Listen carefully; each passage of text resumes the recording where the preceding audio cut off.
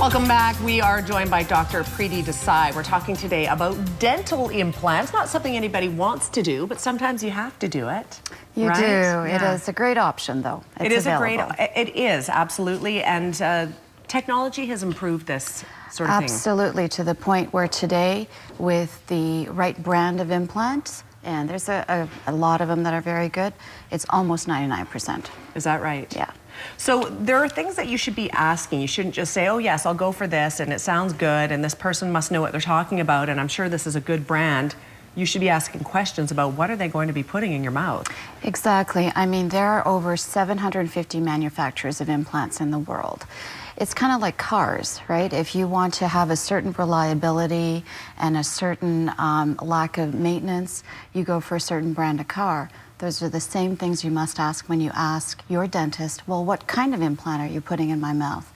The research on the 99% success rate is on certain implant brands only. The top selling ones are not necessarily the ones with the highest success rate. So must ask your dentist. Right, just because you hear about it doesn't mean it's the best choice for you. Yeah, and they're not all the same. Right. What about records? Records are every dental part that goes in your body has a serial number and it's tracked. Same thing in medicine, a hip replacement, etc. And so if you get a dental implant in one city and then you happen to move, you should take that serial number with you, and there is a label that comes on every package. You should take that with you because if you happen to break a crown or you move elsewhere, they're going to ask you, well, what kind of implant do you have? And you're like, well, I don't know. There are 750 manufacturers. Well, you got to choose one. Absolutely. And they don't interchange. No, I bet they don't. We have some pictures. Do you want to take a look at those now? Absolutely. Okay, so what are we looking at here? We're looking, these are all x-rays of cases that I have done, and just a sampling of the different brands of implants, and you can just see by the photo that they all look different. And there's different sizes, there's different positions that they're placed in the mouth for different reasons. And as you can see, just from the lay point of view, one part will not fit another part. And so when you take an x-ray to a dentist in a new city, you need to have an x-ray and a serial number so you can get the right part fitted to your body. What kind of procedure is involved in having these done? Do you get put to sleep? Are you just given a needle? How does this all work? This is everyday stuff. In some cases, people describe it easier than a filling or even a cleaning. Dental freezing, you're numb. You know, I don't want to demean the process, but if it's done to the proper protocol, you feel nothing afterwards. Okay.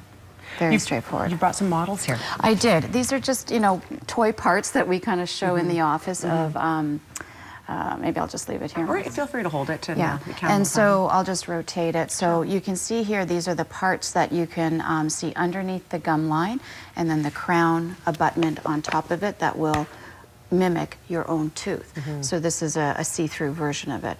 Over here, this is a bridge where you can have not every tooth replaced by dental implants, so the cost is a little bit more affordable. And then a bridge gets cemented and or screwed in, and it looks just like your own teeth. And there are options for people without teeth at all to have minimal number of implants, for example 4 or 6, and you can actually build a whole arch full of teeth to replace your bite. And again, cost is much more reasonable. You don't have to replace every tooth with an implant. Fantastic. Great. Yeah. Lots of options out there. Good to ask questions. Do you want to talk about what this is here? And this is just a cartoon version of it so that people can actually hold it and feel it in their hands. This is just plastic, but this is the implant that is basically mimicking a titanium screw. Titanium has the ability in the body to actually fuse to bone, and that's why these implants work. That's amazing. Yeah, you can't put stainless steel in the body and have the same option. No, I guess not. And this is sort of a lifetime... As I said, success rate is very, very high, but then you have to maintain implants just like your own teeth. So if you want to have a longevity to it, you have to follow all the rules of taking care of things afterwards. Absolutely. Awesome. Great insight today, Dr. Desai. Thank you so much for being here and explaining something of this to us. Pleasure. Thank you. You're welcome. Information is on the screen. If you have any questions about dental implants or anything teeth related, you can certainly make a call or check online. We are back in 2 minutes. Stay with us.